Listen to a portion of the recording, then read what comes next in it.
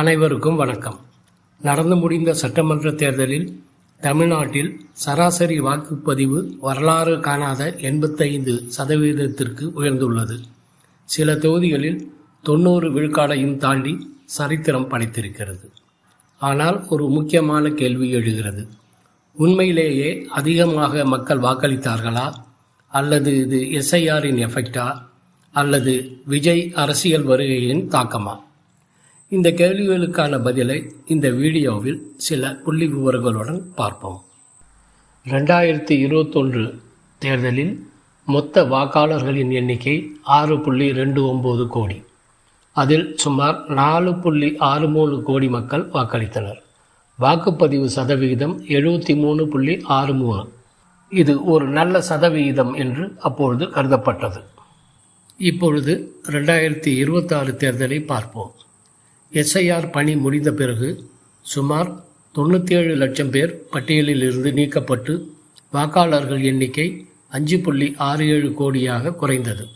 இந்த தேர்தலில் வாக்களித்தவர்களின் எண்ணிக்கை சுமார் 4.85 கோடி. வாக்குப்பதிவு சதவிகிதம் 85.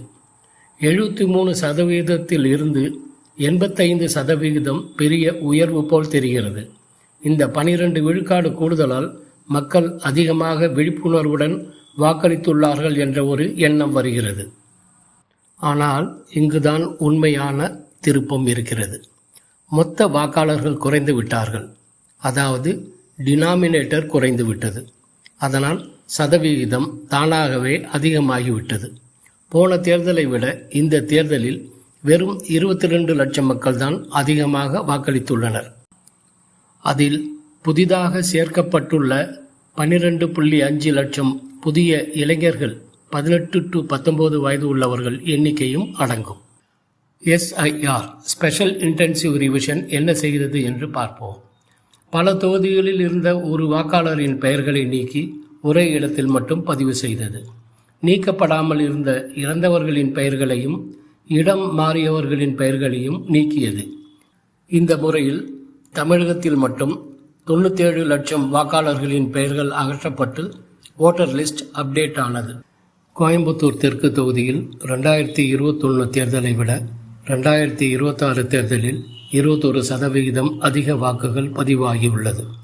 ஆனால் வாக்குகள் எண்ணிக்கையை பார்த்தால் வெறும் 398 வாக்குகள் மட்டுமே அதிகம். எனவே சில நேரங்களில் சதவிகிதம் நம்மை ஏமாற்றக்கூடும். அப்படியென்றால் உண்மைதான் என்ன? எஸ்ஐஆரினால் வாக்காளர்கள் எண்ணிக்கை குறைந்ததால் வாக்குப்பதிவு சதவிகிதம் அதிகமாகியுள்ளது. அதிக சதவிகிதம் என்பதால் அதிக மக்கள் வாக்களித்தார் என்று அர்த்தமில்லை. எது எப்படி இருந்தாலும் மக்களின் பங்கேற்பு தான் முக்கியம். விஜயின் அரசியல் வருகையால் அதிக அளவில் இளைஞர்கள் உற்சாகத்தோடு ஓட்டு போட வந்தார்கள் என்பதை மறுக்க முடியாது.